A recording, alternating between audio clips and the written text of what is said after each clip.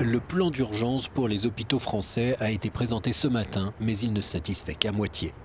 Après 8 mois d'une grève historique des personnels de l'hôpital public et à moins de 3 semaines d'un grand mouvement de grève contre la réforme des retraites, Édouard Philippe et la ministre de la Santé Agnès Buzyn avaient à cœur d'annoncer des mesures significatives. Le plan d'urgence promet ainsi une augmentation du budget général pour l'hôpital public de 1,5 milliard d'euros sur 3 ans, dont 300 millions dès 2020. Une prime de 800 € net par an pour les aides-soignants et infirmières vivant en Île-de-France et gagnant moins de 1 900 € mensuels. Une enveloppe de 150 millions d'euros par an pour l'achat de petits matériels ou la rénovation.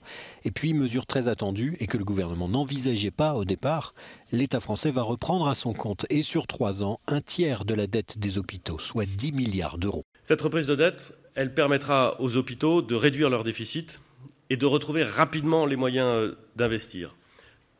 Pas forcément pour refaire de nouveaux éléphants immobiliers, c'est-à-dire des très grands projets dans lesquels on se lance, mais bien pour moderniser les hôpitaux actuels, accompagner les transformations que nous menons, redonner les marges de manœuvre nécessaires à l'ensemble des personnels hospitaliers pour qu'ils puissent travailler dans des conditions satisfaisantes.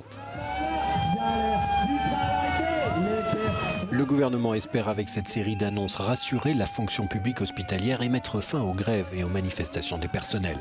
Mais les réactions sont mitigées. Pour le syndicat infirmier SNPI, le ministère n'a pas répondu aux demandes les plus pressantes. Rouvrir des lits, créer des emplois, revaloriser les salaires.